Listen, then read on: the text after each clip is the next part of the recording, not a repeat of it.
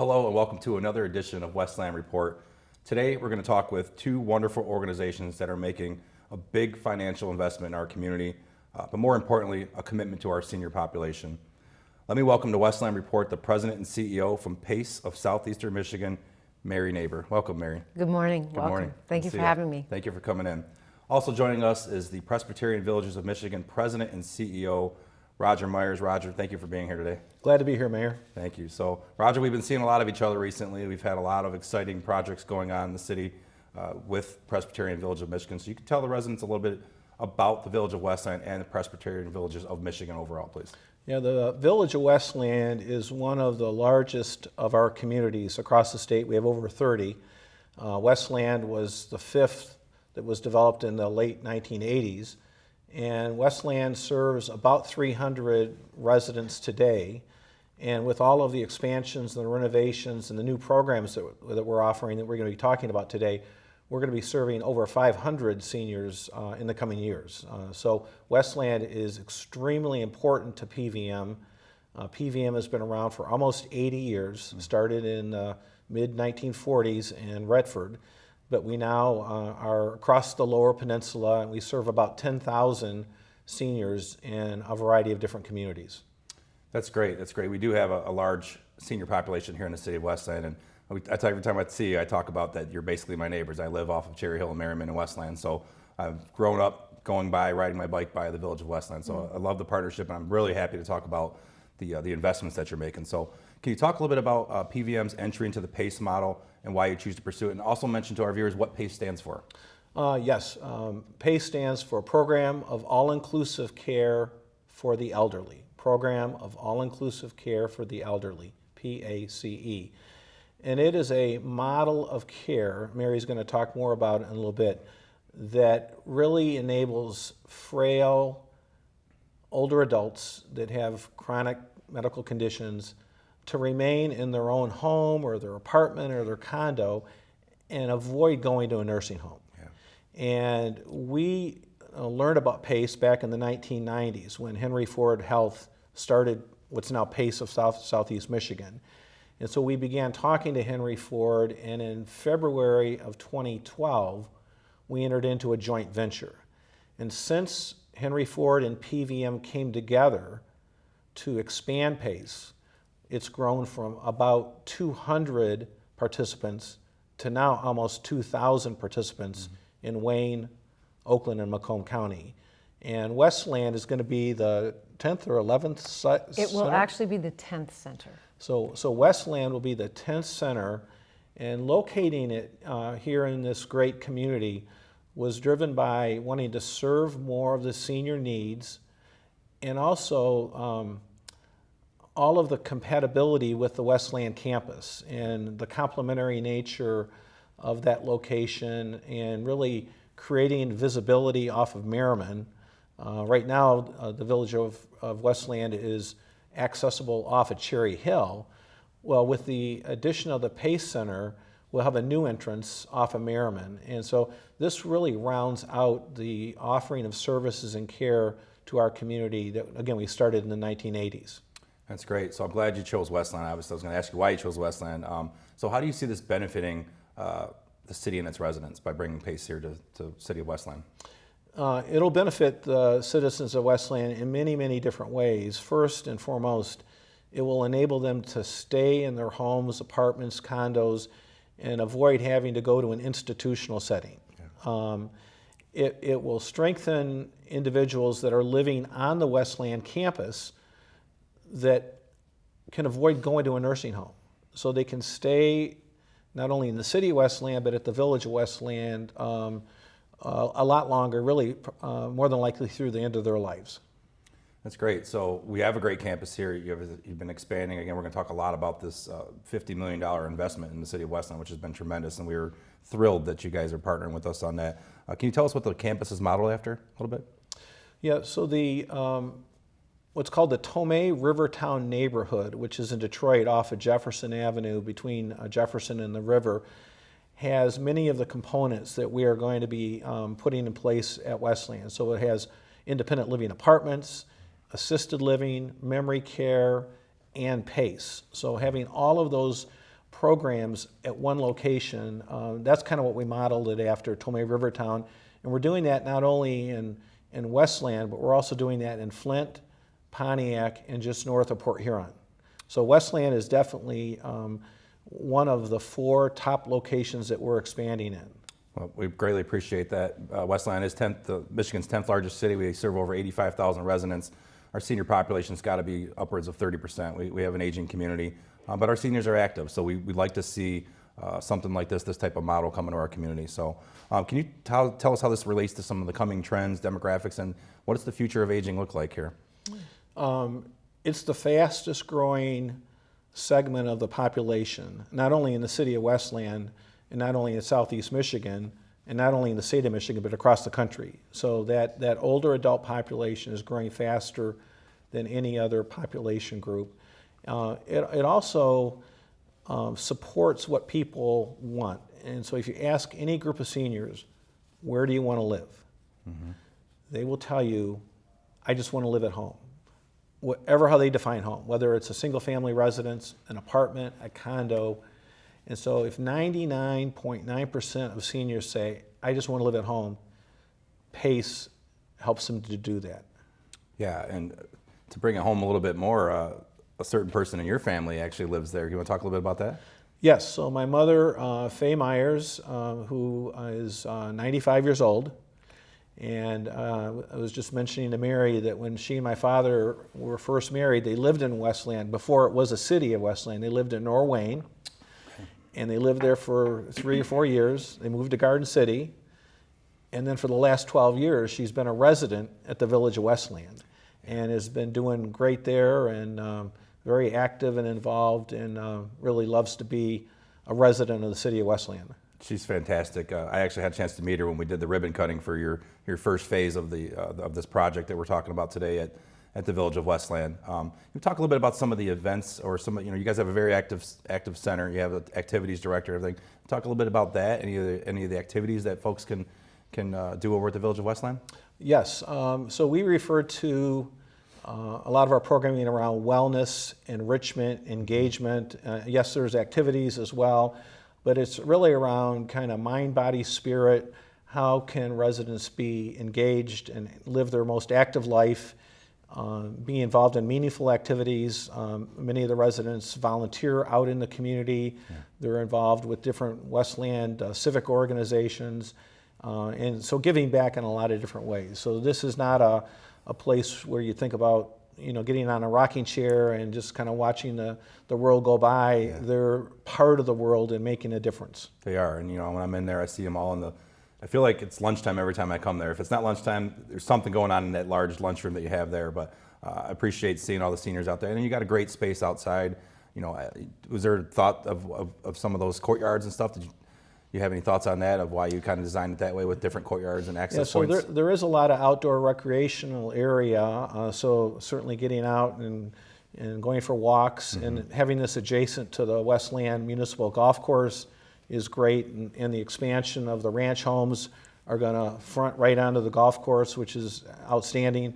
That Mac Mayfield golf course, and yeah. Everyone loves Mac. Yeah, they do. He was actually a member of our board at Our Savior's Manor on Middle Belt when that was started. Mac is a tremendous asset to our community. He's a former employee of the city of Westland. I think he was our first African-American superintendent here in the city of Westland, so we love Mac.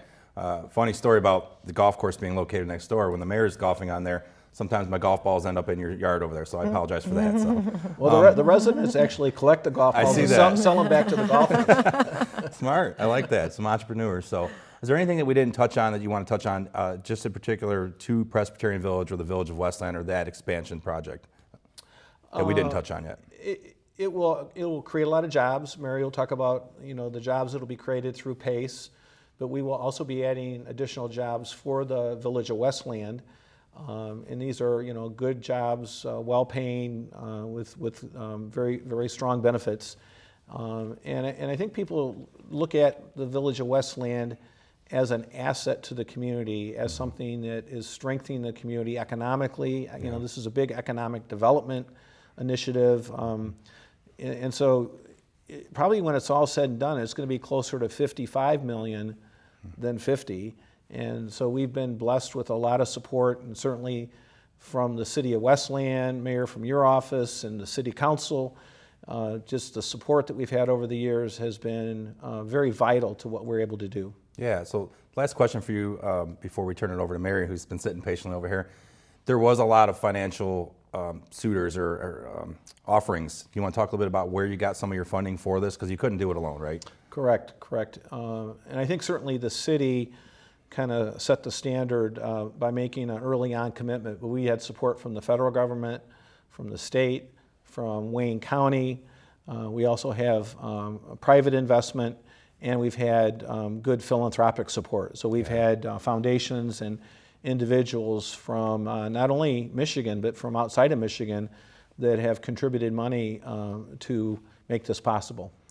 It really is just a real win-win situation for everybody involved. And I was proud again to be at both ribbon cuttings. We did a ribbon cutting at the Village of Westland with folks.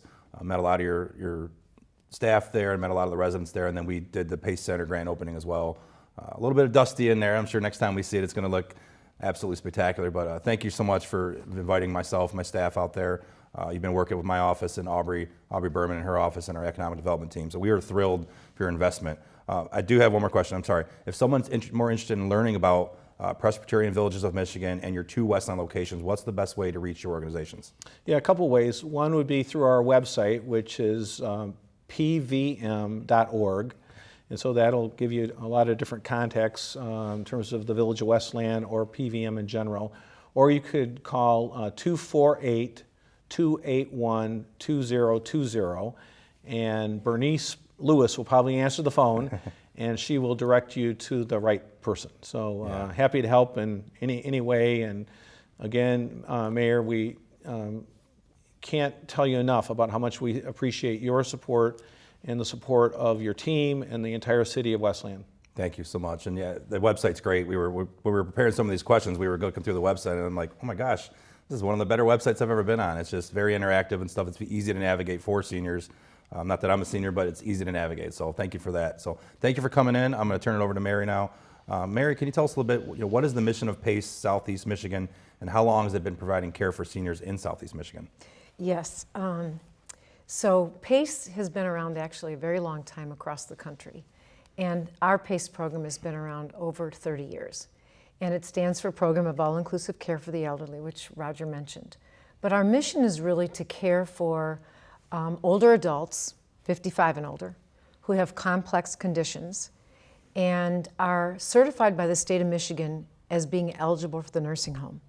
However, they want to remain independent in the community, and that's what we do. We keep them in the community, out of a nursing home, by caring for their whole person, their body, mind, and spirit. We wrap all sorts of services around them. What's really unique about PACE is that we're their insurance and we're their comprehensive care provider. There isn't any model out there that is currently doing that. And that's because we're government funded, so that seniors who are low income, because I forgot to mention that part, low income seniors have the option to be in their home in the community and not in a nursing home, even though that's what they're eligible for. That's great. It really is a great model for healthcare and our new age model for healthcare. Yes. When I met you back a few months ago at the grand opening, or I guess it would be the ribbon cutting for the PACE Center, you talked about some significant success stories. You actually told one story that was fantastic. Do you have any success stories you want to share? We have many success stories. I would love to share many of them. Please do. I'll share the one that I shared that day because it's pretty memorable. So we have this woman who joined us, and I'm going to call her Kathy. And Kathy had a stroke. And she had been independent prior to stroke, but when she arrived in PACE, she was in a wheelchair, she couldn't walk, and feeling depressed. And our team kind of rallies around her and asks her what are her goals. And her goal was to walk again. And so sure enough, she worked with our rehab team, she worked with our nurses and our social workers and our primary care. And a year later, we had a visitor come into PACE, and she was telling him her story. And she said, my goal was to walk. And not only can I walk, but I can do the hustle Oh. without my walker.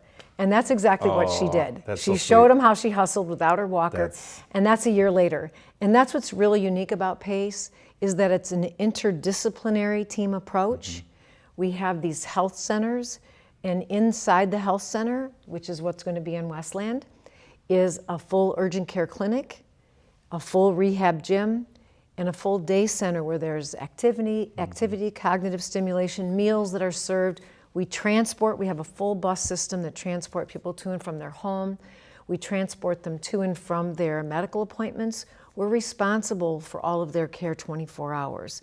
There's no out-of-pocket cost to them for anything, That's big. including over-the-counter drugs. That's Yeah. That's tremendous. So we It's might a want to repeat really, that. right, it's really an amazing, I've been in healthcare over 40 years. It's the most beautiful care model I've ever seen. Yeah. It's because it's very relationship-based. Our team knows who they're caring for, and our participant, that's what we call them, also knows the team. Yeah. And you develop a sense of trust, and you can sense when someone's fallen from baseline that we need to get in there and take care of things. We try to prevent declining condition. We work hard to keep people out of the hospital. There's 2 reasons for that. One is that it's better for them to stay out of a hospital for an older person. And the second is because we're the insurance company, that's a very high cost level of care that is not necessarily what's in the best care for them. Yeah. So all of those things are looked at. It is a very complex care model. It is, and that's such a great story. It just warms my heart to hear that again. And I know when you spoke in front of all the folks, you got a standing ovation with that one. That was great. So, so who is best served by this model, and how many seniors are you currently caring for at PACE? Okay, as Roger said, we're pushing on 2,000, but we're actually at about closer to 1,700. Okay. And but we expect to serve over 3,000 in the next few years. We have 8 centers located throughout Southeast Michigan. We have 3 in Macomb County. We have 2 in Oakland County. And we currently have 3 in Wayne County, and Westland will make the 4th.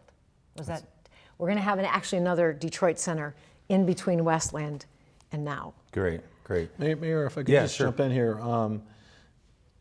Mary's program, PACE Southeast Michigan, is the 5th largest PACE program in the country. Wow. And Mary, you might want to say a little bit about the roles that you play nationally and here in Michigan. Okay, Please so I have the privilege of serving on the National PACE Association Board. There are about 150 PACE programs across the country and serving around 65,000 people. They are all nursing home eligible, low income individuals That's that great. are So, 55 and older. yeah. And then I also sit on the statewide PACE Association of Michigan Board as the vice chair. And then, of course, I lead PACE Southeast Michigan. Yeah, that's awesome. That's great. So obviously you see there's a need in this community. So Yes. what type of data do you have that tells us we have this type of need? So as mayor, I don't know. I know we have a senior population. I know some of our seniors are active, but what tells us that our community needs this type of care? Okay, so we do a feasibility study for any time we're going to put a center in place. And we look to see where the seniors live and the seniors that actually meet our eligibility. So income levels, needs for support, and age. Those are the 3 kind of components that we look at.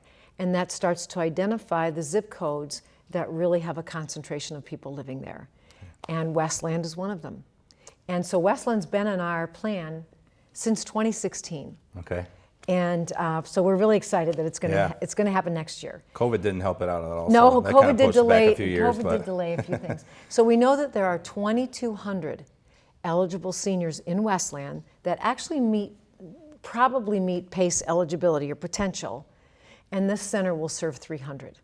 That's great. So you mentioned zip codes. So Westland has 2 zip codes, but we also have 7 borders. We have a lot of communities around us. It's the really mayors the are all borders. asking me questions. Can they also join this PACE center if they're in Dearborn, Garden City, Inkster, Romulus, Okay, Canton? so we already have one in Dearborn. So we're serving people who live in Westland, but we're taking them all the way to Dearborn. gotcha. So what we try to do is make sure it's a 5 to 8 mile radius around the center. So that's one of the reasons we're moving. We're Okay. putting one in Westland is because we're going to be closer to where people live. That's great. The next will be Wyandotte because we're going to put people closer to where they live. Yeah.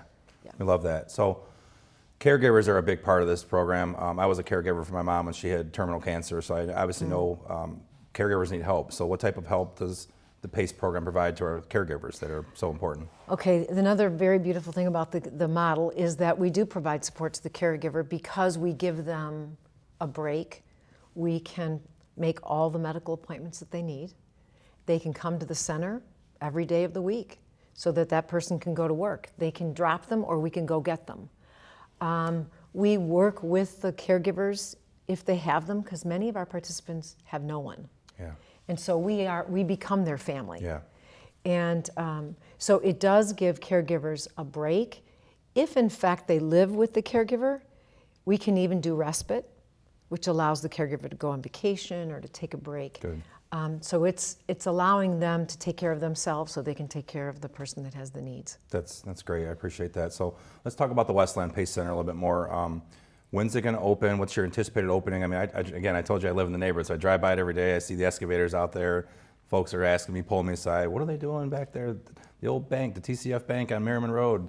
Are they tearing down the golf course? No, we're not tearing down the golf course. Right, so, no. We obviously know how many seniors it's going to serve, but do residents have to wait for the center to open to become a participant? They can actually become a participant now, Okay. but it would not be in Westland. It would be in our Dearborn Center because that would be the next closest place. So there's no need to wait. And then when Westland opens, they transfer. We just had this happen in Macomb County. So no, there's no need to wait. It's going to be a beautiful center. Yeah. As I said, it's approximately 25,000 square feet, and it will have different day rooms because sometimes a day room might be more active for those that like all that activity, and one that kind of is phased down a little bit, a little less activity, a little quieter. And then we have one that has, maybe we have people with dementia, with wandering needs, more acute needs, and we'll take care of them in that room. That's great. And did you mention when the location's going to open or a planned possible grand opening? Potential opening, targeted date is November of 2024. That's great. It's great news. Well, we're looking forward to it here in the city of Westland. Mary, if anyone's interested in this unique program, how can they contact PACE? I know Roger mentioned how to contact PVM, Yes. Presbyterian Villages of Michigan, or the Village of Westland. How can we contact PACE if They we're can go to interested? our website at pacesemi, PACESEMI.org, and you'll find a lot of information. You'll see our beautiful centers and watch some videos. Yeah. And or you can call our main number, 855-445-4554. That's great. Again, I did mention it's the old TCF Bank on Merriman Road. Is that the traditional model that you go for, like not old, do you take over reusable spaces Yes. or do you build brand new typically? No, typically we find a space, a building that's been vacated, Okay. and we redevelop it with the owner. That's great. Well, Westland loves to do that. We've done that in multiple cases. You're sitting in one success story right here. This used to be a Circuit City. For those of us that remember Circuit City, this was a Circuit City. So the city of Westland retrofitted this big box store that was vacant for many years and made it a state-of-the-art city hall. And it's beautiful. It is. Yeah, it is. I was So we mentioning love- that to the gentleman up front. Yeah. It's beautiful, yeah. Yeah, so we appreciate you coming in. Is there anything that you didn't cover or that I didn't ask you about that you really want to get in? Maybe share one more story if you have another story, or anything. Yeah, Or Roger, either one of you. Yeah, Mary, I mean, the mayor raised the pandemic, COVID. Yeah. I think it would be good for you to share what our experience was It's a great idea. versus the rest of the population regarding the pandemic. Okay. So we take care of the most vulnerable older adult because they're all nursing home eligible. And during COVID, as many people know, most of the people in nursing homes contracted COVID, and many of them died Yeah. because they're vulnerable. It was the most vulnerable population. We take care of the same population, and our numbers were significantly different. What we had to do was ask our team members, because we do provide home care, we had to ask everyone to go into the homes. And those homes could have dogs and family members and broken steps and all sorts of challenges. We had to make sure our employees had their PPE. They had their own fears, right? To me, that's the sign of a real hero, Yeah. is that you know what you're facing, you're afraid of it, and you go do it anyway because you're going to serve somebody else. And that's exactly what they did. You did. And so our death rates were very low compared to nursing homes and, same population. same population. I'm glad you brought that up. That's a great point. It was a scary time for all of us involved. I know the city of Westland was at the front of it. We were making sure to give our folks PPE and working with the senior centers. My predecessor, Mayor Weil, did a tremendous job when I served on city council, reaching out to our most vulnerable. We did wellness checks on folks, and we made sure to get, vaccines in arms and all that kind of stuff. So Yeah. anything else that we didn't cover that either of you would like to share before I? No, there's so close it? much more I could tell you. Yeah. I mean, we use technology to connect with people in their homes, and there's just a lot that we do for them to provide the care that they need. One piece of advice we do give to folks relative to PACE and also the Village of Westland is there's no substitute for visiting a PACE center. Yeah. So as Mary said, you could visit the PACE center in Dearborn or Southfield today and talk to the participants and talk to the staff and get a better understanding of what this awesome program does. And we would invite any of your viewers to do just that. It's really healthcare in a different kind of setting than most people experience, because we have a very loving, friendly team. We focus on culture so that they can really give their best care to the people that they're caring for. And it's just different because it's in the community. It's not institutional care. You're absolutely right. And Roger, I appreciate you bringing that up. You actually extended the invitation to the city council when I was a council member to Yes, you visit were the there. PACE Center, took us on the bus, showed us the Dearborn campus, and it was tremendous. I mean, we were already all in for the funding that we allocated. We allocated $1.5 million from our American Rescue Plan Act dollars towards senior care because seniors are so important to us. But it really meant a lot that you reached out and asked us to come see, and many of us took you up on that. So greatly appreciate that, and I would also encourage the viewers, if they're interested, to do that as well. With that being said, if they're, go I ahead. should add one more Sure, thing. Yeah, How we're funded. please. We are funded with government dollars. Medicare, we're a Medicare program that is funded by Medicare for a per member per month payment. Okay. And then we get a payment from Medicaid. So that's the state. And that's where our revenue comes from. And then all of the expenses that we incur as an insurance company, as well as all the care we provide, has to come inside of that. Sure. Well, good. Well, I'm glad you mentioned that as well. And Westland, as you can see, great things are happening that offer great choices for our senior population and the comfort it provides their families.